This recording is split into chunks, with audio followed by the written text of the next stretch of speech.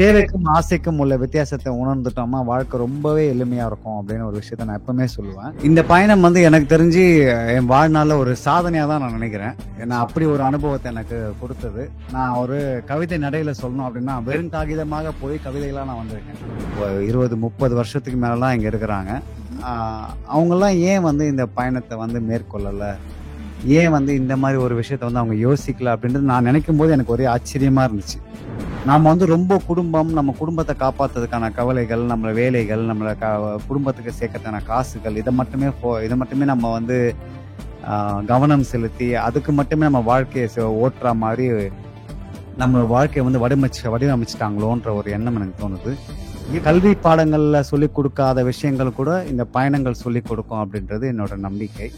அப்புறம் தண்ணியெல்லாம் பார்த்த உடனே எத்தனை பேருக்கு நீ வாழ்க்கை கொடுத்துருப்ப, நீ பாட்டு எவ்வளவு அமைதியா இருக்கிற, இந்த மனுஷன் ஒருத்தனுக்கு வாழ்க்கை கொடுத்து தான் என்னமோ சாதிச்ச மாதிரி பண்றானேன்னு சொல்லி அப்படியெல்லாம் நினைச்சிட்டு போவேன். நிறைய சிந்தனைகள் இந்த இயற்கையை பத்தி ஓடிட்டே இருக்கும். சக்சஸ் அப்படின்னு ஒன்று இருக்குது, வெற்றியை நோக்கி நிறைய பேர் ஓடிட்டே இருக்கிறாங்க. வெற்றி அது என்னன்னே தெரியாம.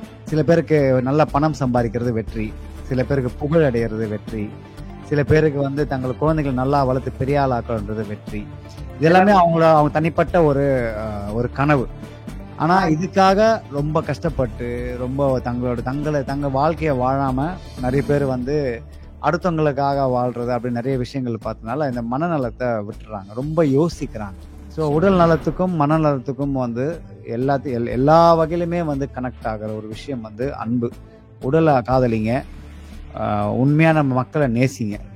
எனக்கு இப்போல்லாம் எல்லாரையும் பார்க்க ஒரு விதமான பயமா இருக்கும். ஏன்னா மனிதர்கள் மேல இருக்கிற சக மனிதர் மேல இருக்கிற நம்பிக்கையற்ற போற ஆக்களா நாங்க இப்ப இருக்கிறோம் இல்லையா? அது ஒரு ஆபத்தான சூழ்நிலை. நாங்க எவ்வளவுக்கு எவ்வளவு செல்ஃப் சென்டர்டா ஆகிறோமோ அவ்வளவுக்கு அவ்வளவு நாங்க தனிச்சு விடப்படுறோம். கனடாவில் இருக்கிற நகரங்கள்லயே ஆகக்கூடிய தனிமை இருக்கிற நகரம் டொரண்டோ. அவசரமா கேஷ் தேவைன்னு வரும்போது அடுத்தவங்கள்ட்ட நாங்க கேட்கறதையும் விட எங்களுடைய நகையை அடகு வைக்கிறது வசதியானது. வட்டி அதிகமா இருக்குமோ இல்ல நகை பாதுகாப்பா இருக்குமோன்னு நீங்க நினைக்கலாம். அதுக்காகத்தான் நான் கேஷ் பாயிண்ட்ல அடகு வைக்க வந்திருக்கிறேன். மிக குறைந்த வட்டி, லாக்கர்ல வைக்கிற மாதிரி நகைய பாதுகாப்பா வச்சிருக்காங்க. இதை விட என்னங்க வேணும்? Cash Point, money transfer, currency exchange, check cashing, cash for gold, gold loans அனைத்துக்கும் Cash Point. FM 103 அலைவரிசையில் CMR தமிழ் FM கேட்டுக்கொண்டிருக்கிறீர்கள். நேரம் 11:06 ஆகி இருக்கிறது. வழக்கம் போலவே நாங்கள் ஒரு உரையாடலை நிகழ்த்துவதற்கான இந்த நேரம் 1 மணி நேரம் நமக்காக இருக்கிறது. நாம் பேசுவதற்காக இன்னைக்கு என்னத்தை பேச போறோம் அப்படின்னு நீங்க எல்லாம் காத்திருப்பீர்கள். ஒரு அழகான ஆழமான ஒரு தலைப்பு பேச போறோம். ஆனா தனியா பேச போறது இல்ல. ஒரு முக்கியமான ஆளை உங்களுக்காக நான் இன்றைக்கு சிறப்பாக அழைத்து வந்திருக்கிறேன். அப்படி என்ன பேச போறோம், யார் வர்றாங்க அப்படின்னு யோசிப்பீங்க இல்லையா? ஆமாம், என்னத்தை குறிச்சு இன்றைய நாள்ல பேச போறோம்னா பயணங்கள் குறிச்சு. யாருக்கு பயணம் பண்ண விருப்பம் இல்லை? எல்லாருக்குமே ஒரே இடத்துல அடைஞ்சிருக்கிறதுன்றது எப்பவுமே ஒவ்வாத விஷயம். எப்படா வெளியே போவோம், எப்படா வெக்கேஷன் போவோம் அப்படின்னு தான் நாங்க எல்லாருமே காத்திருப்போம். காரணம், பயணம் தான் நமக்கு சுதந்திரம், பயணம் தான் நமக்கு விடுதலை, பயணம் தான் நமக்கு அமைதி, ஒரு சேஞ்ச் வேணும் வாழ்க்கையில் அப்படின்னு எப்போதுமே ஒரு உந்துதல் நமக்குள்ள இருந்துட்டே இருக்கும். ஆக நீங்க யாரு பயணம் பண்ண விருப்பப்படுகிறவராக இருப்பீர்களோ உங்களுக்கான நிகழ்ச்சியாக இது இருக்கும். பயணம் பண்ணாதவர்களை பயணம் கையப்பிடிச்ச பயணத்தை கட்டாயம் அழைச்சு போற நிகழ்ச்சியாகவும் இது இருக்கும். சரி, அப்படி யாரை நான் கூட்டிட்டு வர போறேன்னா பயணத்தை பத்தி பேசுறதுக்கு அறைக்குள்ள இருந்து அதை பேச முடியாது இல்லையா? ஆக யார் ஊர் சுற்றி வந்திருக்கிறார்களோ அவர்களைத்தான் இன்றைக்கு நான் அழைத்து வந்திருக்கிறேன். நீங்க கேள்விப்பட்டிருப்பீங்க இவரை பற்றி. நிச்சயமாக கனேடிய தமிழர் ஒருவர் கனடாவினுடைய எல்லா மாகாணங்கள் நட்டாட்சிகளையும் மோட்டார் சைக்கிள் வண்டி ஓட்டத்தின் மூலமாக சுற்றி வந்திருக்கிறார். அதில் அவர் சுற்றி வந்தது மாத்திரமல்ல, அதை ஒரு உடல்நல விழிப்புணர்வை உருவாக்குவதற்காக, மன அழுத்தத்துல இருந்து விடுபடுவதற்கு அல்லது மென்டல் ஹெல்த் அவேர்னஸை உருவாக்குவதற்கான துணிப்பொருள்ல அந்த பயணத்தை அவர் மேற்கொண்டு வந்திருக்கிறார். அந்த பயணத்துல இருந்து நிறைய செய்திகள் பகிர்ந்து கொள்வதற்காக அவரிடம் இருக்கிறது. நாங்கள் கனடாவை தமிழ் யூடியூப் வலைத்தளத்தை பயன்படுத்துபவர்கள் அல்லது இன்ஃப்ளூயன்சஸாக இருப்பவர்கள்ல உங்கள் எல்லாருக்குமே அறிமுகமான ஒருவர் தான் பாலாஜி அன்பழகன். பாலாஜி அன்பழகன் என்றதை விட குட்டி ஸ்டோரி பாலாஜி என்று சொன்னாதான் தெரியும். சார் ஒரு கதை சொல்லட்டா சார் என்ற மாதிரி அந்த பாலாஜியை தான் உங்க எல்லாருக்குமே தெரிஞ்சிருக்க வேண்டும் நினைக்கிறேன். நாங்க வரவேற்க நிகழ்ச்சிக்கு பாலாஜி அன்பழகன் அவர்களே. வணக்கம் பாலாஜி. வணக்கம். ஒரு குட்டி கதை சொல்லட்டா? சொல்லுங்க. நீங்க இன்னைக்கு குட்டி கதை சொல்ல முடியாது. வழக்கமா 1 நிமிஷம் சொல்ற மாதிரி குட்டி கதை சொல்ல முடியாது. 1 மணி தியாலம் பேச போறீங்க எங்களோட. பெரிய கதையாவே சொல்றேன். எப்படி இருந்தது பயணம்? Welcome back. மிக்க நன்றி. பயணம் வந்து வார்த்தைகளால சொல்ல இயலாது அப்படிதான் என்னால சொல்ல முடியும். முடிஞ்ச அளவுக்கு நான் வந்து இது வந்து ஒரு புத்தகமா எழுதக்கூடிய ஒரு பயணம். ம்ஹ்ம். அதனால நீங்க கேட்கிற கேள்விக்கு மேபி கொஞ்சமா அதை பிரிச்சு அதை கொஞ்சம் கொஞ்சம் எடுத்து சொல்லலாம். அவ்வளவுதான். நிச்சயமாக. எப்படி இருந்தது பயணம்? என்னெல்லாம் நீங்க கண்டு வந்தீங்க? இந்த பயணம் வந்து எனக்கு தெரிஞ்சு என் வாழ்நாள்ல ஒரு சாதனையா தான் நான் நினைக்கிறேன். ஏன்னா அப்படி நிச்சயமாக. ஒரு அனுபவத்தை எனக்கு கொடுத்தது.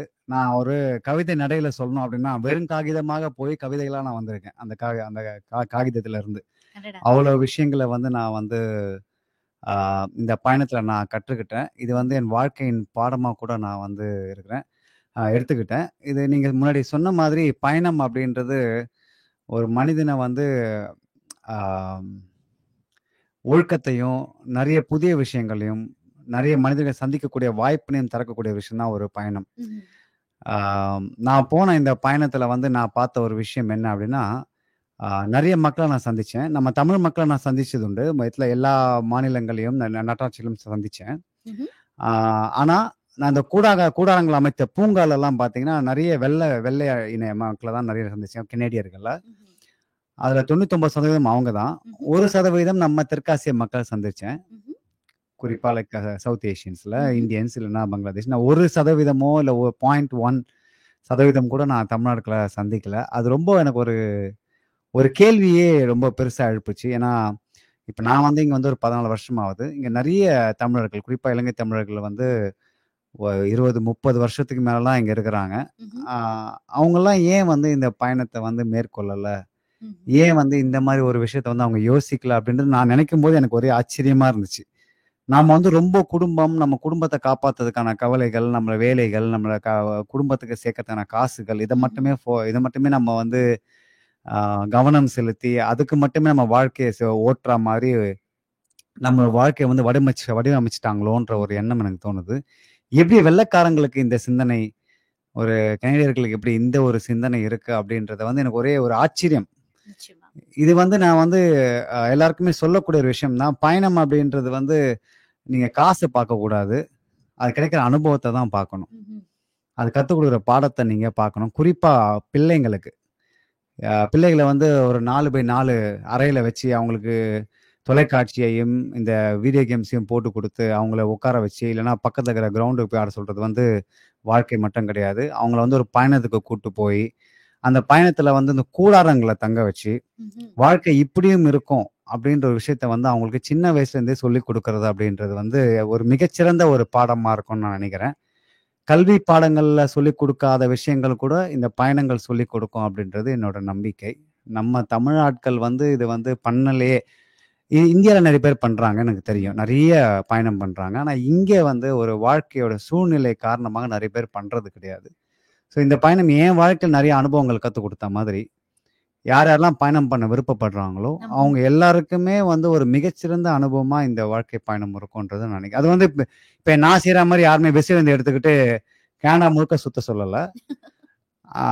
முடிஞ்ச அளவுக்கு வந்து இப்போ கேனடால வந்து 10 மாநிலங்கள் இருக்குது, 3 நட்டாட்சிகள் இருக்குது. ம்ஹ்ம்.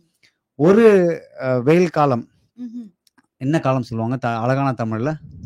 கோடைக்காலம். கோடை காலம். ம்ஹ்ம். கோடை காலங்கள்ல ஒரு மாநிலத்துல ஒரு இடத்த மக்கள் வந்து அத ஓகே இங்க போறோம்னு சொல்லி வருஷத்துக்கு ஒரு வாரம் ம். செலவு பண்ணாலே நிச்சயம். போதுமானது. அதுவும் மட்டும் இல்லாம ஒரு இடத்துக்கு போய் அங்க ஒரு நட்சத்திர விடுதிகள்ல தங்கலாம் கூடாது. ம். அது பயணமே கிடையாது. ஏன்னா இங்க நகரங்கள்ல வாழ்றவங்க நிறைய பேர் வந்து பாத்தீங்கன்னா நிறைய லக்ஸுரி காண்டோஸ்ல பெரிய பெரிய வீடுகள்ல வாழ்ந்துட்டு அங்க போய் மறுபடியும் அதை வாழ்றது அப்படின்றது ஒரு தேவையில்லாத ஒரு விஷயமா தான் நான் கருதுறேன். ஸோ அந்த மாதிரி ஒரு கூடாரங்கள்ல, பூங்காக்கள்ல தங்குறது ஒரு விஷயமா நான் கருதுறேன். ஸோ அதுவும் நான் இங்க பதிவு பண்ணிக்க விரும்புறேன். நிச்சயமாக. பாலாஜி எத்தனை பேருக்கு எப்படி எப்படி அறிமுகம்? ஒரு குட்டி ஸ்டோரி வழியாகத்தான் நிறைய பேருக்கு வெளியில இருக்கிறவங்களுக்கு அறிமுகமாக இருப்பார்கள். உங்களுடைய நட்பு வட்டத்துல இல்லாவிட்டால் தெரிந்த வட்டத்துல இருக்கிறவங்க நிறைய நாட்களாக உங்களை பார்க்கிறார்கள். எப்படின்னா இப்ப நான் உங்களை பார்த்தது ஒரு 100 லைக் உங்களுடைய இன்ஸ்டாகிராம் பதிவு எடுக்கிருக்கும் போது அப்ப ஆரம்பிச்ச ஓட்டம் இல்லையா? நடந்து, ஓடி, இப்ப வேகமாக பறந்து, இன்றைக்கு வந்து கிட்டத்தட்ட 500,000க்கும் அதிகமான ஃபாலோவர்ஸ் உங்களுடைய YouTubeல இருக்கிறார்கள். 84Kக்கு மேல உங்களுக்கு வந்து Instagramல இருக்கிறார்கள். ஒரு தமிழ் YouTube இன்ஃப்ளூயன்சராக கனடாவுல இவ்வளவு ஒரு காத்திரமான கன்டென்ட் உருவாக்கக்கூடியவராக நீங்கள் பேர் சொல்லுகிற அளவுக்கு இருக்கிறீர்கள். நிச்சயமாக உங்களை நினைக்க எங்களுக்கு பெருமையாக இருக்கிறது. அது போக ஒருவர் தான் வாழ ஆசைப்படுற வாழ்க்கைய சரியான ஒழுக்கமும் தொடர்ந்து விடாமுயற்சியும் இருந்தா அவங்க நினைச்ச வாழ்க்கையை அடையலாம்ன்றதுக்கு நீங்க நிதர்சனமான ஒரு சாட்சி. யாருக்கு பாலாஜி இப்படி தோணும்? திடீரென்று ஒரு பெருசா நாங்க ஒரு வெக்கேஷன் போறதுண்டா ஒவ்வொரு நாளைக்கு ஒவ்வொரு உடுப்பு, காலையில உடுப்பு, மத்தியானம் ஒரு உடுப்பு, இரவுல ஒரு உடுப்பு, அதெல்லாம் இல்லாம ஒருத்தன் ஒரு கிறுக்கனை போல ஒரு பைக் எடுத்துக்கொண்டு இந்த விசையுந்த என்ன நடத்துற பக்கம் நான் போவேன். தமிழும் திமிரம் என்றது தமிழை ஒரு அடையாளமாக உங்களுடைய எல்லா காணொளிகள்லையுமே தமிழுக்கு நீங்க ஒரு முக்கியத்துவம் கொடுத்திருப்பீர்கள். யாரால முடியும்? அதுவும் ஒரு சின்ன பைய ஒரு கோணி பைய தூக்கி போட்ட மாதிரி தன்னுடைய விசையுந்து முழுக்கவும் ஒரு சின்ன என்னென்ன அத்தியாவசியமா தேவையோ மினிமலாக என்ன ஒருத்தருடைய அத்தியாவசிய வாழ்க்கைக்கு தேவையோ அதையெல்லாம் எடுத்துக்கொண்டு இத்தனை நாட்கள் பயணம் செய்ய எத்தனை பேரால முடியும்? அசாத்தியமான அந்த துணிச்சலுக்கு மிகப்பெரிய பாராட்டு. நன்றி நன்றி. சரி, இந்த பயணத்துக்கான எண்ணம் உங்களுக்கு எப்படி வந்தது? ஆரம்பம் எப்படி வந்தது? அந்த பயணம் ஆரம்பிச்சதுக்கான தயார்படுத்தல்கள் எப்படி இருந்தது? அதுக்கு எப்படி மென்டல் ஹெல்த் அவேர்னஸுக்காக இது செய்ய வேண்டும் என்ற எண்ணம் வந்தது? முதல்ல நான் கனடாக்கு வரும்போதே நான் வந்து ஊருங்கள்ல இந்தியாவில் இருக்கும்போதே விசைந்துக்குள்ள பயணம் பண்றது உண்டு. நானே நண்பரும் எப்பவுமே அடிக்கடி வெளியில போகும். எனக்கு இந்த விசைந்துனாலே ஒரே ஒரு விஷயம் தான் தோணும். பெண்களுக்கும் நான் ஆண்கள் பெண்கள் சொல்ல வரல, ஒரு மனிதர்களுக்கு ஒரு ரெக்கை முளைச்சா ஒரு இறகுகள் கொடுத்தா போல இருக்கும் இந்த விசைந்து அப்படின்றது. இது வந்து மகிழ்வுந்துல கூட அப்படி ஒரு மனநிலை வருமானு எனக்கு தெரியாது. ஏன்னா எனக்கு பொறுத்த வரைக்கும், ஏன்னா நீங்க வண்டிய ஒரு தெருக்கல்ல ஓட்டிட்டு போகும்போது நீங்க 2 பக்கம் மலைகளை பார்க்கும்போது இல்லைன்னா ஏரிகளை பார்க்கும்போது இந்த விசைந்துல போகும்போது நீங்க எதுக்கு மேலேயும் பயணம் பண்ற மாதிரி உங்களுக்கு ஒரு அனுபவம் இருக்காது. நீங்க பறக்கிற மாதிரி தான் இருக்கும். ஸோ அதனால வந்து விசைந்து பயணம் பண்றது எனக்கு எப்பவுமே பிடிக்கும். கனடா வந்த புதுசுலேயே வந்து இந்த நாட்டை எப்படியாவது வந்து நான் வந்து இது முழுக்க விசைந்துல போகணுன்ற எண்ணம் வந்து எனக்கு 10-12 வருஷத்துக்கு முன்னாடியே தோணுன ஒரு விஷயம். இப்ப வந்து எனக்கு நேரம் கிடைச்சுது அப்படின்றதால நான் அதை தொடங்கினேன். இது வந்து 1 வருஷமான ஒரு பிளானிங். 2023ல நான் தொடங்கினது இது. என்னோட விசைந்து வாங்கினதுல இருந்து அதுக்கு என்னென்ன கொண்டு போகணும், எங்க போகணும், எங்க நிறுத்தணும், எவ்வளவு தூரம் பயணம், எத்தனை கிலோமீட்டர் போகணும், இப்படின்ற தகவல்களை வந்து நான் வந்து 1 வருஷமா சேகரிக்க ஆரம்பிச்சேன். பொருட்களை வாங்க ஆரம்பிச்சேன்.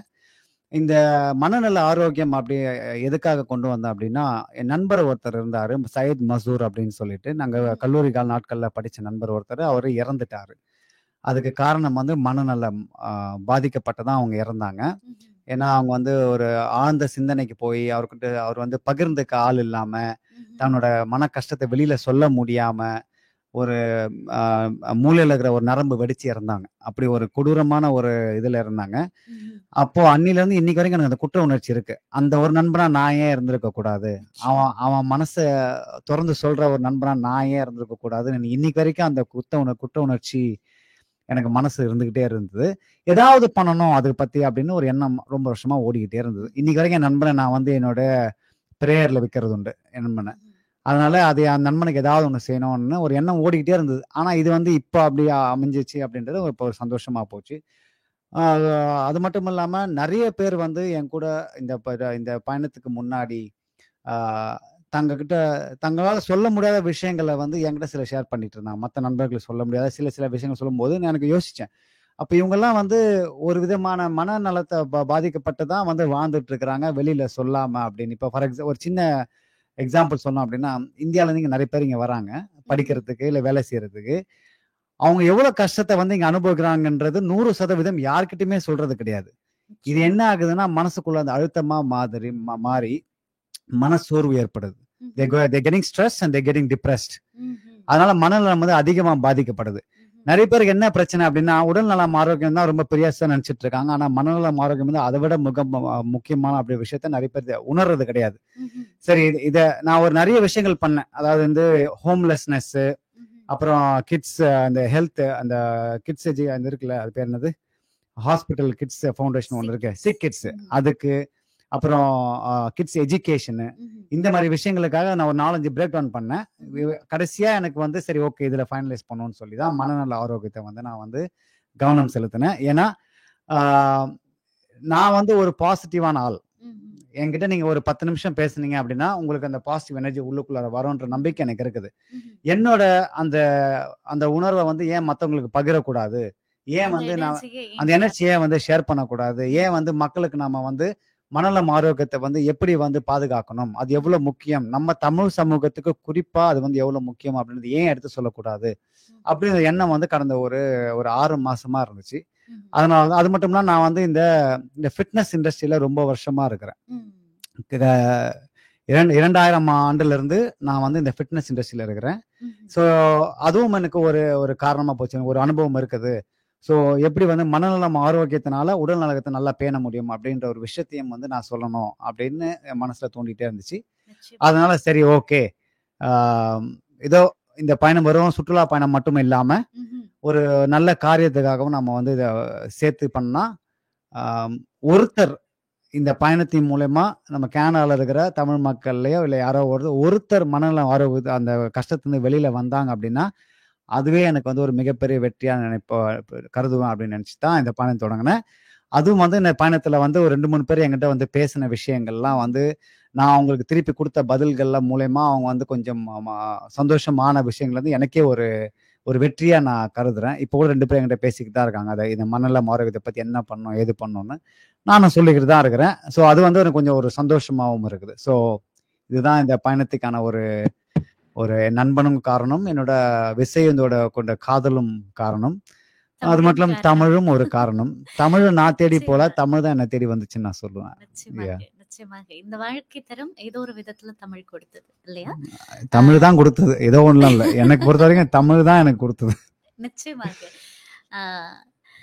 இப்படி இந்த பயணம் குறித்து பேசுவதற்கு நிறைய இருக்கிறது. இப்ப நீங்க சொன்னீங்க இல்லையா, உடல் நலத்துக்கும் உடல் ஆரோக்கியத்துக்கும் மனநலத்துக்கும் நிறைய சம்பந்தம் இருக்கிறது. நீங்க எவ்வளவுக்கு எவ்வளவு உங்களுடைய உடலை ஆரோக்கியமாக வைத்திருக்கிறீர்களோ அவ்வளவுக்கு அவ்வளவு நீங்க மன அழுத்தத்துல இருந்து மன ஆரோக்கியத்துக்கு பாதகமான விஷயங்கள்ல இருந்து நீங்க வெளியே வரலாம் அப்படின்னு அதை குறிச்சு நாங்க பேசுறதுக்கு நிறைய இருக்கு. பறக்கும் போது அந்த எதிர்காற்று முகத்துல படுற அந்த உணர்வு இருக்கேன்னு நான் சொல்றேன். நீங்க தான் அதை அனுபவிச்சிருப்பீங்க. எப்படி இருந்தது அது? அதான் சொன்னேன், நான் சொன்ன மாதிரி சிறகுகள் விரிச்ச மாதிரி இருக்கும் விரிசைந்துகளை போகும்போது. நிறைய இடங்கள்ல இப்ப நான் போனது வந்து கோடைக்காலம் அப்படின்றதால இந்த முன்னாடி வைசர்னு சொல்லுவாங்க ஹெல்மெட்ல, அதை தூக்கிட்டீங்கன்னா அப்படியே காத்து வந்து முகத்துல அடிக்கும். நான் வந்து காத்துலயே பாட்டு பாடிக்கிட்டு போவேன், அப்படியே மலைகள் கிட்ட பேசிட்டு போவேன். நான் லிட்ரலா நான் என்ன பேசுவேன் அப்படின்னா, நீங்க சொன்னா சிரிப்பீங்க, இந்த மலைகள்லாம் வந்து இப்படி இருக்கும், இவ்வளவு பெருசா இருக்கும் அப்படின்னு நான் கை வச்சேன்னா வணங்கண்ணா அப்படின்னு அவங்க வணக்கம் சொல்லிட்டு போவேன். மரங்களுக்கெல்லாம் என்ன சொல்லிட்டு போனா, பா நீ எல்லாம் ஒரு 200-300 வருஷம் இருப்பியா, இங்க பல பேரை பார்த்துருப்ப, என்னையும் கண்டுக்குப்பா அப்படின்னு சொல்லுவேன்.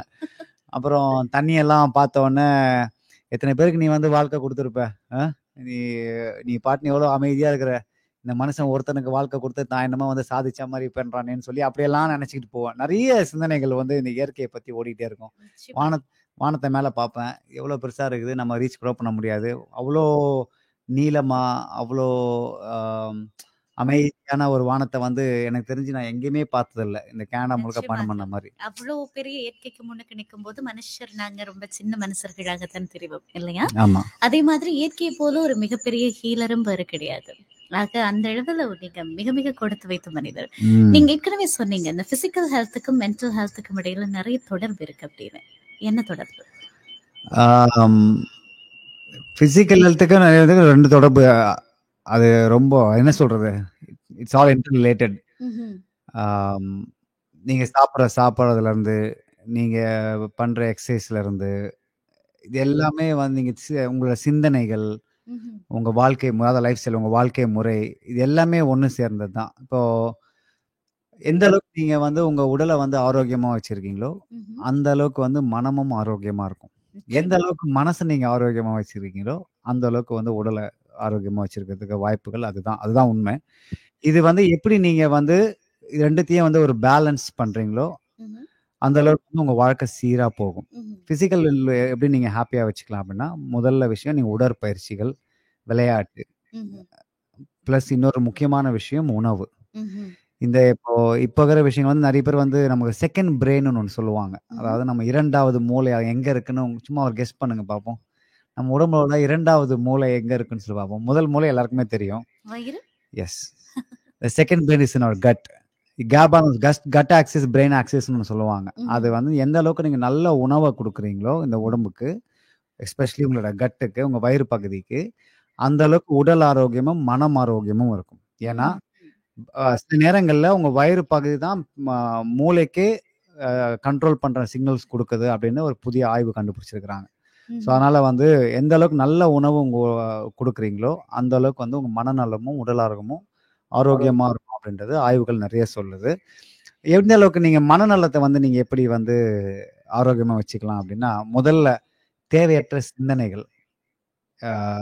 வேலையில வந்து நம்ம இப்போ சக்சஸ் அப்படின்னு ஒன்று இருக்குது. வெற்றியை நோக்கி நிறைய பேர் ஓடிக்கிட்டே இருக்கிறாங்க.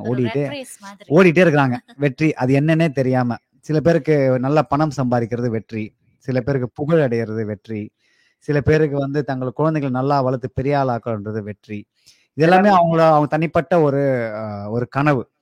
ஆனா இதுக்காக ரொம்ப கஷ்டப்பட்டு ரொம்ப தங்க வாழ்க்கைய வாழாம நிறைய பேர் வந்து அடுத்தவங்களுக்காக வாழ்றது அப்படி நிறைய விஷயங்கள் பார்த்தனால இந்த மனநலத்தை விட்டுறாங்க. ரொம்ப யோசிக்கிறாங்க. நிறைய இந்த ஓவர் திங்கர்ஸ்ன்னு சொல்லுவாங்கல்ல. அந்த ஓவர் திங்கர்ஸ்லாம் இல்லாம எது நமக்கு தேவை? நான் வந்து என்னோட நேரலைகள்ல சொல்லுவேன். யூடியூப் நேரலைகள்ல. தேவைக்கும் ஆசைக்கும் உள்ள வித்தியாசத்தை உணர்ந்துட்டோமா வாழ்க்கை ரொம்பவே எளிமையா இருக்கும் அப்படின்னு ஒரு விஷயத்த நான் எப்பவுமே சொல்லுவேன். அதனால தேவையற்ற சிந்தனைகள், வேலையில வந்து மன அழுத்தங்கள், மன சோர்வுகள் ஏற்படுறது எல்லாமே வந்து மனநலத்தை பாதிக்கும். இது எப்படி நம்ம வெளியில வரலாம் அப்படின்னா, ரொம்ப சிம்பிளான விஷயம்தான். மனநலம் ஆரோக்கியத்துக்கு முதல்ல உள்ள வச்சிருக்காதீங்க எதுவுமே. அவ்வளவுதான் நான் சொல்லுவேன். எதுவுமே பகிரணும். என்ன இருந்தாலும் பகிரணும். நான் நிறைய விஷயங்கள் பேசிட்டு இருந்தேன். Listening is very important. கேட்கறது, காது கொடுத்து கேட்க, ஆக்டிவ் லிசனிங் அப்படின்னு சொல்லுவாங்க. இப்ப நீங்க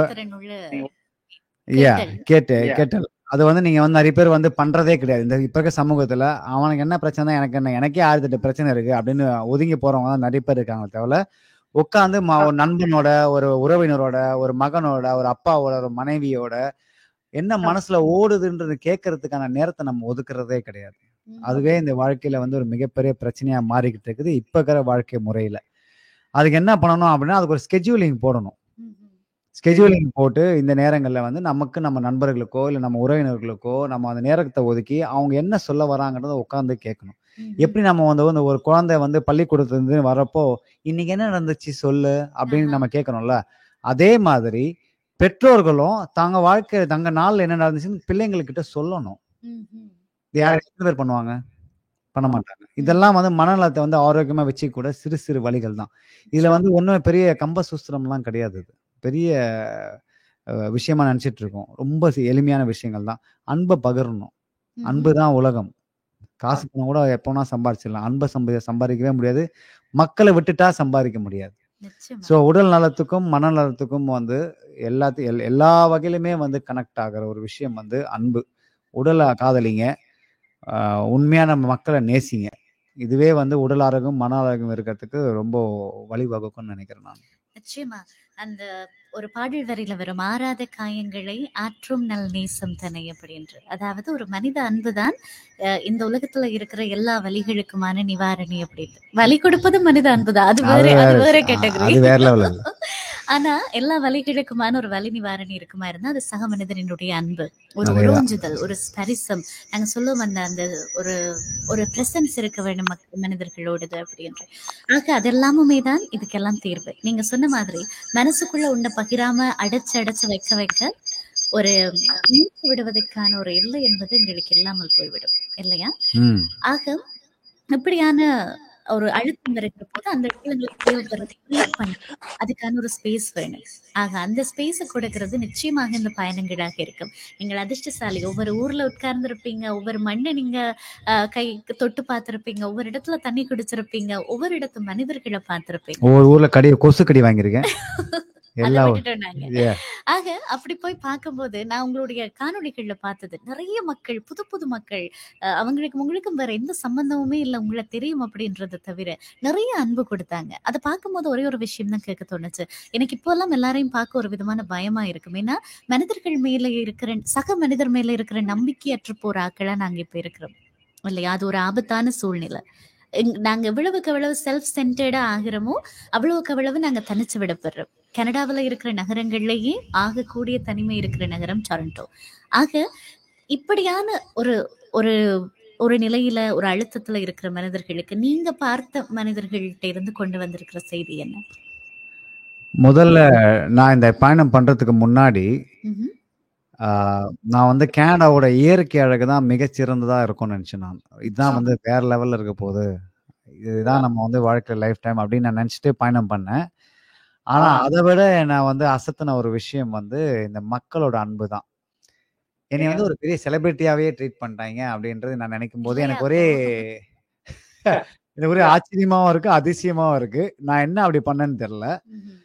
ரெண்டாவது அவங்க வந்து அந்த உணவு எனக்கு கொடுக்கறது, அவங்க வீட்டிலே தங்க வைக்கிறது, ஆஹ் நான் அவங்க வீட்டுல இந்த கிளம்பி வந்ததுக்கு அப்புறம் நல்லா சேஃபா போயிட்டியா, ம்ஹும். எப்படி இருக்க, எங்க இருக்க இப்படின்னு கேட்கறது, இதுதான் மனிதம் அப்படின்னு நான் நினைக்கிறேன். நிச்சயமா. ஏன்னா யாருனே தெரியாத ஒருத்தங்களுக்கு அன்பு காட்டுறாங்க அப்படின்னா ஒருத்தங்க தெரிஞ்சவங்களுக்கு எப்படி இவங்க அன்பு காட்டுவாங்கன்றதை நான் வந்து நினைச்சு கூட பார்க்க முடியாது.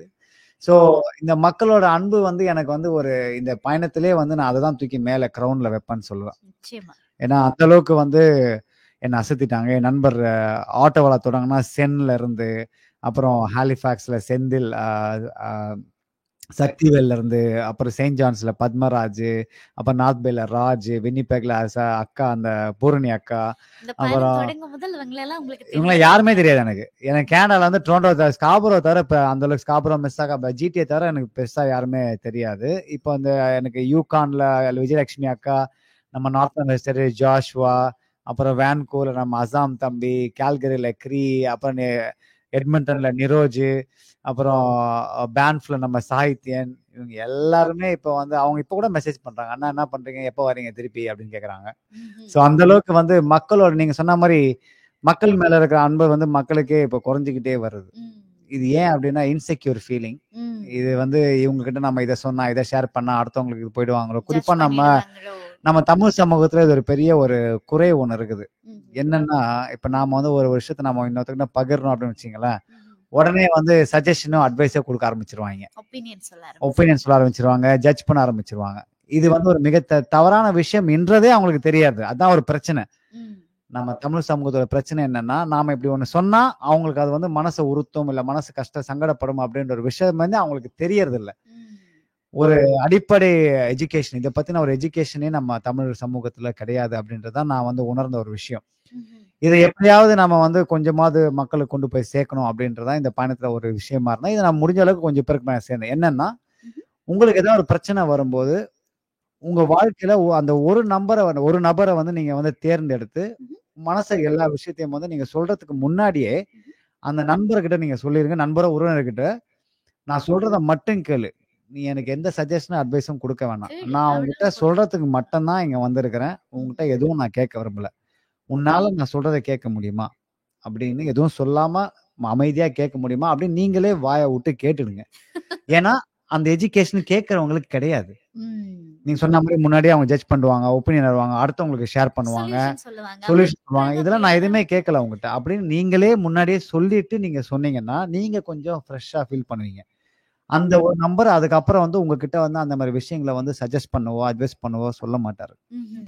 ஸோ இந்த மாதிரி விஷயத்த வந்து நீங்க வந்து எல்லாருக்குமே ஸ்ப்ரெட் பண்ணீங்க அப்படின்னா அது கொஞ்சம் கொஞ்சமா பரவுவதற்கான வாய்ப்புகள் நிறைய இருக்குது. எனக்கு இந்த மாதிரி விஷயங்களை நான் இங்க கெனேடியர்களை வந்து நான் இதை பாராட்டணும் நிறைய ம். விஷயங்கள்ல. ஏன்னா நான் வந்து ஒரு பெரிய ஃபிட்னஸ் கம்பெனில தான் ஒர்க் பண்ணினேன். அங்க இந்த மாதிரி நிறைய ட்ரைனிங் இருக்கும். ம்ஹும். எப்படி வந்து ஒருத்தவங்களை வந்து ஜட்ஜ் பண்ணாம லிசன் பண்றது, ம். எப்படி வந்து அவங்களோட வந்து நாம வந்து கேட்டுட்டு அடுத்தவங்களுக்கு ஷேர் பண்ணாம நமக்குள்ளேயே வச்சுக்கிறது, ம். நமக்கு ஏதாவது பிரச்சனை வந்தா எப்படி நம்ம அடுத்தவங்ககிட்ட போய் ஷேர் பண்றது அப்படின்னு. இதுல இன்னொரு விஷயம் என்னன்னா, நான் கத்துக்கிட்டது என்னன்னா, இந்த பயணத்துல நம்ம மனசுல வர கஷ்டத்தை வந்து நமக்கு ஒரு மனசு கஷ்டம் வந்துச்சு அப்படின்னா அத நம்ம ஷேர் பண்றது மட்டும் இல்லாம, நம்ம ஹெல்ப் கேட்கறதுக்கு தயங்குறோம் அப்படின்றது ரொம்ப முக்கியமான விஷயமா நான் பார்க்குறேன். ம்ஹ்ம். ப்ரொஃபஷனல்ஸ் நெறைய பேர் இருக்கிறாங்க. இப்ப ம்ஹ்ம். நமக்கு வந்து சொந்தக்காரங்கிட்டயோ, இல்ல நண்பர்கள்கிட்டயோ போய் நம்ம கஷ்டத்த சொல்ல வேணாம் அப்படின்னு நீங்க நெனச்சீங்க அப்படின்னா, there are lot of professionals. அந்த ப்ரொஃபஷனல்ஸ் கிட்ட போய் நாம வந்து ஹெல்ப் கேட்கலாம். நான் இப்படி ஃபீல் பண்றேன். நான் வந்து என் மனசுல இவ்வளவு பிரச்சனைகள் இருக்குது. அது எந்த மாரி விஷயங்கள்லாம் நான் வெளில கொண்டு வரலான்ற ப்ரொஃபஷனல் ஹெல்ப்ப கேட்கறதுக்கே நமக்கு அந்த அளவுக்கு அந்த எஜுகேஷன் இல்ல. அப்படின்னு தான் நான் ஒரு விஷயம் கத்துக்கிட்டேன் நான் இங்க. நிச்சயமா எங்களுக்கு ஹெல்ப் தேவைப்படுதுன்றதே எங்களுக்கு தெரியாது. அதேதான். நாங்க நினைக்கிறோம் அத நார்மலைஸ் பண்றோம். அது நார்மல் தான். என்னுடைய இந்த அக்ரெசிவ்னஸ் இது வந்து நார்மல் தான். நான் வந்து என்னுடைய இந்த ஓவர்வெல்மிங்கா இருக்கிறது நார்மல் தான் அப்படின்னு. இல்ல எனக்கு ஹெல்ப் தேவைப்படுதுன்றதே யாராவது சொல்லத்தான் வேண்டியிருக்கு. இன்னொன்னு வந்து தமிழ் சமூகத்துல மனநல உதவி என்பது வந்து எப்படி பார்க்கப்படுதுன்னா, உங்களுக்கு கொஞ்சம் மனநல உதவி தேவைப்படுதுன்றது வந்து அப்படின்னு அவங்க எனக்கு ஏதோ பைத்தியமா அப்படின்னு நினைக்க ஆரம்பிச்சிடுறாங்க. ஆக இன்னுமே இந்த விழிப்புணர்வு மிக மிக அவசியமானது. அதுக்கு உங்களுடைய பயணம் மிகப்பெரிய ஒரு பலமாக இருந்திருக்கிறது. அதனாலதான் நிச்சயமாக உங்களை அழைத்து பேச வேண்டும் அப்படின்னு நானுமே நினைச்சிருந்தேன். இந்த பயணம் ஒரு அட்வென்ச்சரஸான பயணமாக இருந்திருக்கு. வெரி என்ன சவால்கள் இந்த பயணத்துல இருந்தது? முதல்ல என்னோட விசையுந்துவே வந்து ஒரு மிகப்பெரிய ஒரு சவால். கிட்டத்தட்ட 350 கிலோ அந்த விசையுந்து மட்டுமே. அத தள்ளி அத உருட்டுறதுக்கே எனக்கு உயிர் போயிடுச்சு. அத சாப்பிடுறதுக்கே 4 நாள் ஆகும். 1 நாள் தள்ளுறதுக்கு. ஸோ அந்த அளவுக்கு அதோட வெயிட் ரொம்ப ஜாஸ்தியா இருந்துச்சு. 2வது வந்து காலநிலை. மழை, வெயில், குளிர். இது 3மே இருந்துச்சு. மழை ரொம்ப கஷ்டமா இருந்துச்சு. மழை பெஞ்சா இங்க என்னோட தலைக்கவசம் ஹெல்மெட்ல வந்து ஃபாகி ஆயிரும். அப்போ என்ன ஆகும்னா, ஆ எதுவுமே தெரியாது. ஸோ நான் என்ன பண்ணோம், ஒவ்வொரு தடவ அந்த ஹெல்மெட் அந்த வைசர் எடுத்து அத கிளீன் பண்ணி எவ்ரி 2 மினிட்ஸ்க்கு போட்டுக்கிட்டே இருக்கணும். அது ஒரு கஷ்டமான விஷயம். அப்புறம் அந்த செல்ஃபோன் வந்து மழையில நனையறதுக்கான வாய்ப்புகள் அதிகம். ஸோ அத எடுத்து அந்த டேங்க் பேக்ல வச்சு அத கவர போட்டதுக்கு அப்புறம் அது ஃபாகி ஆயிடும். எனக்கு ஹெல்மெட்டும் தெரியாது, வழியும் தெரியாது. எவ்ரி 10 மினிட்ஸ்க்கு வந்து 2த்தையும் கிளீன் பண்ணி மழை பெஞ்சா, நம்ம இந்தியா இலங்கைகள் மாதிரி ஷேட் எதுவுமே இருக்காது. ஓரமா ஒதுங்குறதுக்கு எதுவுமே இருக்காது. ஒரு 100 கிலோமீட்டர் வெட்ட வெளியா தான் இருக்கும். ஸோ நம்ம மழையில நின்னு தான் நான் நனைஞ்சு தான் பண்ண வேண்டியிருக்கும். அப்ப ரெஜினா டூ கால்கரியில நான் சந்திச்சது வந்து அதிகமான வெயில் ஒண்ணு. 40 டிகிரி வெயில்ல வந்து கிட்டத்தட்ட 5 மணி நேரம் ஓட்டணும். அவ்ளோ சூடு இருந்துச்சு. தாகம் எடுத்துச்சு. ஒரு ஆபத் பாந்தவன் மாரி ஒருத்தர் வந்து தண்ணிய குடுத்தாரு ட்ரக் ஆளு வந்து. ஸோ அந்த மாரி நெறைய சவால்கள் இருந்துச்சு. ஆ சில சில இடங்கள்ல வந்து நான் பிரிட்டிஷ் கொலம்பியால ஒரு 500 கிலோமீட்டர் கிரேவல் ரோடு கிடையாது. வெறும் மண்ணும், கல்லும் மட்டும் தான். 500 கிலோமீட்டர் ஓட்டணும். 10 மணி நேரம் பயணம் இருந்துச்சு. அது ரொம்பவே ஒரு சவாலா இருந்துச்சு. அப்புறம் அங்க போன உடனே டயரு போயிடுச்சு. அப்போ நான் 4 நாள் ஃபோன் பண்ணி ஆர்டர் பண்ணேன்னா, ஒரு 5 நாள் நான் அங்க இருக்கணும். Northern west டெரிட்டோரீஸ்ல. ஸோ அது வந்து ஒரு சவாலா இருந்துச்சு. ஆம் சாப்பாடு சில இடங்கள்ல வந்து நான் டென்ட் போட்டுருவேன். அந்த கூடாரம் அமைக்கிறதுல வந்து சில இடங்கள்ல வந்து நைட்டோட அந்த காலநிலை வந்து 7, 8 டிகிரியா இருக்கும். அதுல நான் அப்படியே தூங்கணும். அதுக்கு வந்து ஹீட்டர் கீட்டர்லாம் எதுவுமே கிடையாது. ஸோ அது ஒரு சவாலா இருந்துச்சு. மத்தபடி எனக்கு தெரிஞ்சு இவ்வளவுதான். பெருசா. இன்ட்ரஸ்டிங்கா இருந்தது. ரொம்ப இன்ட்ரஸ்டிங்கா இருந்துச்சு. கரடிலாம் வந்துச்சு நான் படுத்துட்டு இருக்கும்போது கூடாரத்துல. ஆஹா. ஸோ அந்த மாரி என் பக்கத்துல நின்னு கரடி தண்ணிலாம் நாங்களே குடிச்சது. பெரிய கரடி. நாங்களே பெரிய மிருகம். எங்களுக்கே வாடா! அப்படின்ற மாரி அது ஒரு வித்தியாசமான அனுபவமா இருந்துச்சு. ஸோ நெறைய சவால்கள் இருந்துச்சு. எனக்கு நாக் ஆன் வுட் கடவுள் அருளால, எங்க அம்மாவோட அருளால ஆ நான் பைக் எல்லாம் கீழ விழல. எனக்கு எந்த அடியும் படல. நான் எங்க நண்பர்கள் சொல்ற மாரி I came back in one piece. So அதனால மத்தபடி எந்த சவாலுமே எனக்கு பெருசா தெரியல. It's a very enjoyable trip. ரொம்ப எவ்ரி ப்ராவின்ஸும் வந்து ஒரு கதை. எல்லா மக்களும் சந்திச்சதுலயுமே வந்து ஒரு வரலாறு இருக்குது எனக்கு. அந்த அவங்க சந்திச்சதுல, நிச்சயமா. பார்த்ததுல எல்லாமே. நாங்க அடுத்து அங்கதான் வரப்போறோம். நெறைய விஷயங்கள் நடந்திருக்கு இந்த பயணத்துல. ஆனாலும் மனச நிறைக்கிற மாதிரி, ஒரு மாதிரி நெகிழ்த்துற மாதிரி, இந்த விஷயத்த என்னால மறக்கவே முடியாது அப்படின்னு நிச்சயமாக ஒரு சம்பவம் இருக்கு. ஏதாவது ஒரு சம்பவம். ஆ அப்படி சொல்லணும்னா நான் இந்த ரெஜைனாலருந்து கால்கரி போயிட்டுருக்கப்போ, கிட்டத்தட்ட 40 டிகிரி வெயில்ல நான் வண்டி ஓட்டிட்டு இருந்தேன். 5 மணி நேரம். அதுல நடுவுல வந்து தண்ணி எல்லாம் குடிச்சுட்டேன். சரியான தாகம். என்னோட ஜாக்கெட்லாம் கழட்ட ஓட்ட வேண்டியதா இருந்துச்சு. நல்லா அனல் காத்தெல்லாம் சட்டைக்குள்ள போச்சு. என்னமோ அவனுக்குள்ள வந்து வண்டி ஓட்டுற மாரி இருந்துச்சு. அவ்ளோ சூடா இருந்துச்சு. அப்படி ஒரு கஷ்டத்த நான் வந்து என் பயணத்துல அனுபவிச்சதே இல்ல. மழைய விட ரொம்ப கஷ்டமா இருந்த மாரி இருந்துச்சு. அப்போ நான் சரி தண்ணி ஏதாவது வாங்குவோன்னு பார்த்தா 100, 150 கிலோமீட்டருக்கு எதுவுமே இல்ல. ஃபுல்லா ஃப்ளாட் லேண்டுன்னு சொல்லுவாங்க. அந்த ஃப்ளாட் லேண்ட்ல போயிட்டே இருக்கப்போ, சரி ஒரு இடத்துல நின்னுகிட்டு நான் வந்து படம் பிடிச்சுக்கிட்டேன். சும்மா நின்னு ஃபோட்டோலாம் பிடிச்சுக்கிட்டேன். அப்போ நான் நிக்கிறத பார்த்து ஒரு 4, 5 பேர் நின்னு எல்லாம் ஓகேவா, ஓகேவான்னு கேட்டுட்டு போனாங்க. அப்போ ஒரு ட்ரக் நின்னுட்டு இருந்தது அங்க. அந்த ட்ரக் நின்னுட்டு இருந்தப்போ, அ நான் வண்டிய எடுத்துட்டு போறப்போ, அவரு ஹார்ன் அடிச்சாரு. அடிச்சு எல்லாம் ஓகேவான்னு கேட்டேன். நானும் ஓகேன்னு சொல்லி நான் போயிட்டேன். கொஞ்ச தூரம் போனோனே ஒரு மனசு உறுத்துச்சு. என்ன நமக்காக ஒரு ட்ரக் நின்னாரே, நம்ம நின்னு கூட தேங்க்ஸ் சொல்லலையே. சரி அவருக்கு ஒரு நன்றிய சொல்லுவோம் அப்படின்னு சொல்லி நான் வண்டிய ஸ்லோ பண்ணிட்டு ஓட்டிட்டு போயிட்டுருந்தேன். அப்போ அவரு வேகமா பின்னாடி வந்தாரு. அவரு வந்து நான் அப்படியே தேங்க் யூ அப்படின்னு சொல்லலாம்ன்னு நான் பார்த்தேன். அப்ப அவரு ஓரங்கட்டு, ஓரங்கட்டுன்னு சொன்னாரு வண்டிய. வண்டிய ஓரங்கட்டி நின்னு பார்த்தேன். இறங்கி வந்தாரு. வந்து ப்ரோ நான் உங்க ஃபேனு. ஃபேன் நான் வந்து உங்க வீடியோலாம் நான் பார்க்குறேன் நான் அப்படின்னு சொல்லி என்னோட பார்த்தாரு. அப்புறம் வந்து நான் சொன்னேன் இது மாரி இவ்வளோ வெயில்ல ஓட்டிருந்தேன். சரியான தாகம் தண்ணியா தீர்ந்து போச்சு உடனே 2 பாட்டில் தண்ணிய குடுத்தாரு. தண்ணிய குடுத்து குடிச்சுட்டு, அப்புறம் 2 பாட்டில் தண்ணிய குடுத்து எடுத்துட்டு போங்கன்னு சொல்லி குடுத்து, அப்புறம் ஃபோட்டோலாம் பிடிச்சுக்கிட்டு, அதுல என்ன ஒரு ஆச்சரியம் அப்டின்னா, out of nowhere somewhere in the world somewhere in Canada நான் வந்து ஒரு ட்ரிப்ல போயிட்டுருக்கிறேன். அதுவும் சம்வேர் இன் அந்த ஃப்ளாட் லேண்ட்ல யாருமே தெரியாது. தண்ணி தாகம். அப்படி வந்து ஒரு தமிழ் ஆள் வந்து என்னைய வந்து பார்த்து வீடியோலாம் பார்த்துருக்கேன்னு சொல்லி தண்ணிய குடுத்துட்டு போனது அப்படின்றது ஒரு ஒரு மறக்க முடியாத ஒரு விஷயமா என் ட்ரிப்ல நான் வந்து கருதுறேன். அது நிச்சயமா. வேற லெவல் அது. நிச்சயமா பாருங்க. நீங்க போன பயணம் முழுக்கவும் நீங்க தமிழையும் கூட சேர்த்து தான் தூக்கிட்டு போனீங்க. அதே மாதிரி அ தமிழர்கள் இங்கலாம் இருக்கிறாங்களான்னு தெரியாத இடங்கள்ல கூட யா. தமிழர்கள நீங்க சந்திச்சதா நீங்க பதிவு பண்ணியிருந்தீங்க. ஆமா, அதெல்லாம் பெரிய விஷயம். ஆக எங்களை இணைக்கிற உறவு பாலமாக இப்பவும் மொழி இருக்கிறது. ஆமா. யூகான்லலாம் இப்படி ஆட்கள் இருப்பான்னு நிச்சயம் இல்ல. இன்னொருத்தர் வந்து நார்த்தர்ன் டெரிட்டரீஸ்ல ஜாஷ்ன்னு ஒரு சின்ன பையன் தமிழ்நாட்டுல இருந்து தான் வந்திருக்காரு. அவரோட வாழ்க்கை முறையே வேற மாரி இருந்தது. அவர் வந்து ஒரு 4, 5 ரைஃபிள் கன் வச்சிருக்காரு. ஒரு வேட்டை மனிதன் அவரு. அவர் வந்து என்னன்னா, வேட்டையாடுவாரு. வருஷத்துக்கு ஒரு வாட்டி தான் அவரு அலவுட் அங்க. அப்போ அவரு வேட்டை முறை எப்படி இருக்கும் அப்படின்னா, அவரு இந்த இளம் விலங்குகள்லாம் அடிக்க மாட்டாரு. ஏன்னா, அதுங்க வாழணும் அப்படின்றதுனால. எது வந்து வயதான விலங்கோ, அத கரெக்ட்டா ட்ராக் பண்ணி, அதற்கு மட்டுமே வந்து குறிவைத்து வச்சு, அதுவும் என்ன பண்ணுவாங்கன்னா, அத சமைச்சு சாப்பிடுவாங்க. அப்படி ஒரு வாழ்க்கை முறைய வந்து நானே எங்கேயுமே கேள்விப்பட்டதில்ல. அது வந்து ஒரு வித்தியாசமான வாழ்க்கை முறையா நான் பார்த்தேன். அது ரொம்ப வியந்தேன் நானு. அது எனக்கு கொஞ்சம் பொறாமையா இருந்துச்சு. அவரு மாரி ஒரு வாழ்க்கை முறை நான் வந்து ஏன் இத்தன வருஷமா தேர்ந்தெடுக்கல அப்படின்னு சொல்லி. ஆ அது ஒரு மறக்க முடியாத ஒரு நண்பர். அப்புறம் யூகான்ல ஒரு ஒரு குடும்பம் இருந்தாங்க. விஜயலட்சுமி அக்கான்னு சொல்லி. அவங்களும் எனக்கு யாருன்னே தெரியாது. அவங்களே நான் இந்த ஃபுல் ட்ரிப்ல தொடர்ந்து அவங்களே எனக்கு Instagramல மெசேஜ் பண்ணி, இந்த மாரி வரீங்களா? வந்து சாப்பிடுறீங்களான்னு சொல்லி, அவங்க வீட்டுக்கு போனோனே அவங்க மொத்த ஃபேமிலியுமே எனக்கு ஃபேமிலி மெம்பர் மாரி ட்ரீட் பண்ணி, அவங்களே அந்த உள்ள அந்த ஒயிட் ஹார்ஸ் சிட்டிய கொண்டு போய் சுத்தி காட்டி, கேனியன்ல கூட சுத்தி காட்டினாங்க. சாப்பாடெல்லாம் போட்டாங்க. இங்கேயே தங்கிருங்க அப்டின்னாங்க. அந்த மாரி யூகான்ல நார்த்தர்ன் வெஸ்ட் டெரிட்டரீஸ்ல வந்து இப்படி தமிழாட்கள் இருப்பாங்க அப்படின்றதே ஒரு ஒரு ஆச்சரியமான ஒரு விஷயமா இருந்துச்சு. அங்க வாழ்க்கை முறை தமிழர்கள் வந்து அ நம்மள ஃபாலோ பண்றாங்கன்றது எனக்கு ஒரு ஒரு சர்ப்ரைசிங்கான ஒரு விஷயமா இருந்துச்சு. நிச்சயமாக இந்த சமூக வலைதளங்கள் ஒரு பெரிய உலகத்த ரொம்ப சிறுசாக்கி இருக்கு. ம். ஸ்மால் வேர்ல்ட் அப்படின்னு சொல்லுவார்கள் இல்லையா? அந்த அளவுக்கு ஆக்கி இருக்கிறது என்பதுதான் உண்மை. சும்மாவா கணியன் பூங்குன்றனார் சொன்னார், "யாதும் ஊரே யாவரும் கேளீர்." நீங்க அத இந்த நீங்க கண்கூடாக நீங்க பார்த்திருக்கிறீங்க. இந்த யாதுமுறை யாவரும் சொல்லும்போது தான் ஞாபகத்துக்கு வருது. ஆ இந்த பிரிட்டிஷ் கொலம்பியா, யூகான் இடங்கள்ல வந்து அதோட பேர் பலகை வச்சிருப்பாங்க. Sign ports.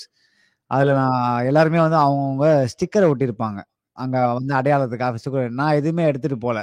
நான் முன்னாடியே எடுத்துட்டு போணும்னு நெனச்சேன். ஆனா எடுத்துட்டு போல. உடனே அந்த யூகான் விஜயலட்சுமி அக்கா கிட்ட அந்த மார்க்கர வாங்கிட்டு, திருப்பி அதே ரூட்டுக்கு வந்து அந்த யூகான் பலகையில யாதும் ஊரே யாவரும் கேளீர்ன்னு எழுதிட்டு, பிரிட்டிஷ் கொலம்பியாவோட பேரு பலகையிலும் யாதும் ஊரே யாவரும் கேளீர்ன்னு எழுதி, தமிழும் நானும்னு சொல்லி எழுதிட்டு வந்தேன் நானு. அது ஒரு மறக்க முடியாத இடம். இன்னொரு இடத்துல வந்து யூகான்ல வந்து சைன் போஸ்ட் ஃபாரஸ்ட்ன்னு ஒண்ணு இருக்குது. அதான் நீங்க உலகத்துல இருக்க எல்லா மக்களுமே அந்த இடத்துல வந்து தங்களோட பதிவ பண்ணிட்டு போவாங்க. ஐதர் லைசென்ஸ் பிளேட்டு அப்படின்னு போவாங்க. நான் நெனச்சேன் அது வெறும் அந்த லைசென்ஸ் பிளேட் மட்டும் தான் அங்க மாட்டணும் அப்படின்னு. அந்த இடத்துக்குள்ள போன உடனே, அங்க வந்து லைசென்ஸ் பிளேட் மட்டும் இல்ல. அவன் அவன் ஃப்ரையிங் பேனு, தட்டு இதெல்லாம் அங்க அடிச்சு அவங்க பேர் எழுதிட்டு வந்தாங்க. உடனே நான் ஒரு ஃப்ரையிங் பேன் வச்சிருந்தேன். அத என்ன பண்ணேன், அத கைப்பிடிய உடைச்சு, அதுல வந்து அந்த அந்த ஆணிய வச்சு தமிழும் நானும்னு போட்டு, பாலாஜின்னு போட்டு, அன்னைக்கு டேட்ட போட்டு, அங்க அலாஸ்கா போர்டு கீழ வந்து அத ஆணிய வச்சு அடிச்சுட்டு வந்தேன் நானு. சுவாரஸ்யமான விஷயங்கள் அது எல்லாமே நிச்சயமாக ஒரு மறக்க முடியாத பயணமாக இது இருந்திருக்கும். ஒரு ஒரு டூரிஸ்டுக்கும் ஒரு டிராவலருக்கும் வித்தியாசம் இருக்கிறது. ஆமா, டூரிஸ்ட்னா எஸ். நீங்க சொன்ன மாதிரி இந்த 5 நட்சத்திர ஹோட்டல்கள்ல தங்கி தூசிப்படாம வருகிறவர்கள். ஆனா பயணி மக்களோடு மக்களாக புதிய தேசம், புதிய உணவு, பழக்கப்படாத முகங்கள், பழக்கப்படாத பாதைகள்ல போய் சவால்களை சந்திச்சு அந்த பயணங்களுக்கூடாக தங்களை வளர்க்கிறவங்க தான் பயணி. ஆக ஒரு பயணியாக பயணிச்சுட்டு வந்த நீங்க பயணிக்க வேணும், என்னுடைய வாழ்க்கை இன்னும் நான் பெருசாக்க வேணும், என்னுடைய வட்டம் தாண்டி நான் வாழ்ந்து பார்க்க வேண்டும் என்று நினைக்கிறவங்களுக்கு என்ன சொல்ல ஆசைப்படுறீங்க நிறைவாக? ரொம்ப எளிமையான ஒரு விஷயம்தான். பயணம் பண்ணுங்க, அவ்வளவுதான். எதுவுமே எதிர்பார்த்து போகாதீங்க, லக்ஸுரி எதிர்பார்த்து போகாதீங்க. அதுதான் பயணம். நீங்க எதிர்பார்க்காத விஷயங்கள் உங்களுக்கே நடக்கும். நீங்க முதல் வாட்டி நடக்கல அப்படின்னா 2வது வாட்டி நடக்கும். 2வது நடக்கல அப்படின்னா 3வது வாட்டி. நீங்க பயணம் பண்ணிக்கிட்டே இருங்க. உங்க வாழ்க்கையில மேஜிக்னு ஒண்ணு சொல்லுவாங்கல்ல, அது நிச்சயமா நடக்கும். நீங்க என்ன பண்ணணும், you just have to pack your bags and leave. நிச்சயமா நமக்கு பரிச்சயம் இல்லாத பாதைகள் நமக்கான ஆச்சரியங்களோட காத்திருக்கும். நீங்க பயணம் பண்ணினா அதேதான். இப்ப நான் வந்து இன்னும் கொஞ்சம் இந்த ஸ்காண்டினேவியன் கண்ட்ரீஸ்க்கு பிளான் பண்ணியிருக்கேன். ஒரே ஒரு சின்ன தோல் பை தான் கொண்டு போறேன். என்னோட பாஸ்போர்ட், என்னோட வாலெட், அவ்வளவுதான். இந்த 4 கண்ட்ரியை வந்து நான் வந்து 6 நாள் பிளான் பண்ணியிருக்கிறேன். இதை நான் பயணம் பண்ண போறேன். அந்த 4 கண்ட்ரியை வந்து நான் வந்து டச் பண்ணிட்டு வர போறேன். இது எந்த வித இதுவுமே இல்லாம சும்மா போய் போட்டு வர போறேன். இதுதான் வந்து நான் சொல்ல. மிக்க மகிழ்ச்சி. மிக்க மகிழ்ச்சி. பயணம் போயிட்டு வாங்க. உங்களுடைய பயணத்துக்கு எங்களுடைய வாழ்த்துக்கள். பயணம் போயிட்டு வந்ததும் முதலாவதாக அடுத்த நாங்க நேர்காணல்ல நாங்க உங்களை சந்திக்கிறோம். நன்றி. மிக்க நன்றி. வாழ்த்துக்கள் பாலாஜி. நன்றி. இந்த சிஎம்ஆருக்கும் உங்களுக்கும் ரொம்ப நன்றி. சிறகை விரிப்பாய் இன்னும் சிறப்பாய். வாழ்க்கையின் எளிமையை புரிஞ்சுங்க அப்படின்னா தேவைக்கும் ஆசைக்கும் உள்ள தேவையான போதும். நன்றி. நன்றி. சிஎம்ஆர் யூடியூப் சேனலில் இணைந்திருக்கும் நேர்கள் அனைவருக்கும் எமது நன்றி. காமெண்ட்ஸ் பகுதியில் உங்கள் கருத்துக்களை தெரிவிக்க தவறாதீர்கள். முக்கிய செய்திகள், காணொளி தொகுப்புகள், நேர்காணல் என பலதரப்பட்ட அம்சங்களையும் உங்களுக்காக தருகின்றது சிஎம்ஆர் யூடியூப் சேனல். சிஎம்ஆர் என்று சர்ச் செய்து எமது யூடியூப் சேனலை சப்ஸ்கிரைப் பண்ணுங்கள். உங்கள் உற்றார் உறவினர் நண்பர்களோடும் இந்த காணொளி தொகுப்புகளை பகிர்ந்து கொள்ளுங்கள். அருகில் இருக்கின்ற முக்கிய காணொளி தொகுப்புகளையும் தவறவிடாமல் பாருங்கள்.